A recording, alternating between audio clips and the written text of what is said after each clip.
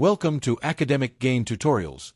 In this video, we will discuss about Dividend Portfolio Management Framework for quarterly reviews.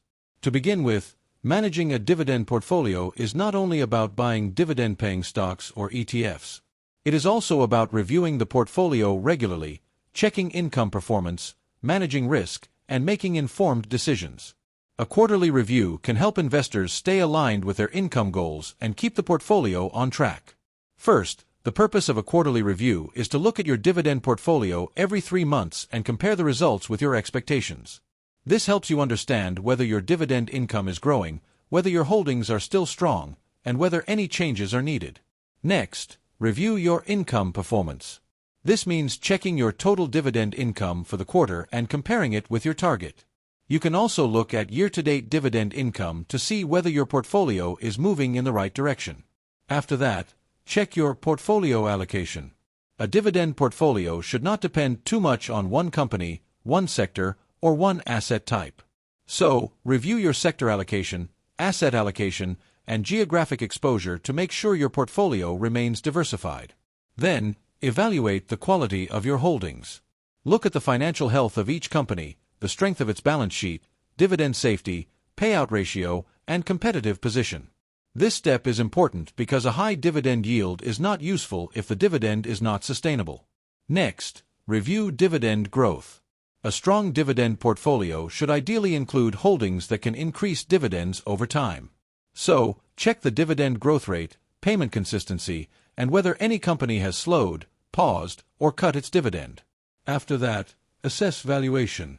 Even good dividend stocks can become expensive. So, review whether your holdings are reasonably valued based on earnings, cash flow, dividend yield, and long-term business performance. Then, identify risks.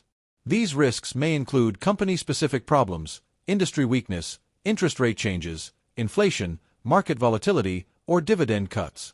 By identifying risks early, you can make better decisions before small issues become bigger problems.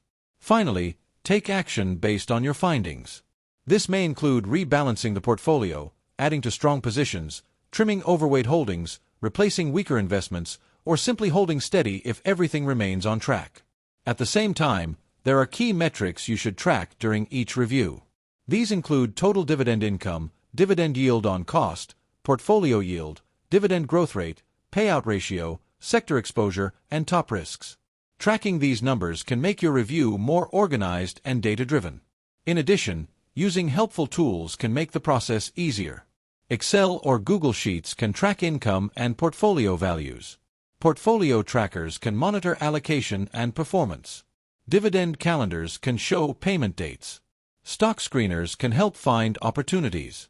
Financial news can help identify risks, and alerts can keep you updated. The main benefit of quarterly reviews is that they help you stay consistent. They also help you manage risk, improve portfolio quality, capture better opportunities, and make decisions based on facts rather than emotion. However, it is important to remember that portfolio management should focus on quality, not just yield. Reinvesting dividends can also support long-term compounding, while documenting your decisions can help you learn from past results. In simple terms, a dividend portfolio review works like a regular checkup. You review income, allocation, quality, dividend growth, valuation, risk, and action steps. By repeating this process every quarter, you can build a stronger and more reliable dividend strategy over time. Finally, remember that market conditions and company performance can change. This framework is for educational purposes only and is not financial advice. Always do your own research or consult a professional advisor before making investment decisions. If this short video was helpful, give it a thumbs up and subscribe to the channel. Thank you.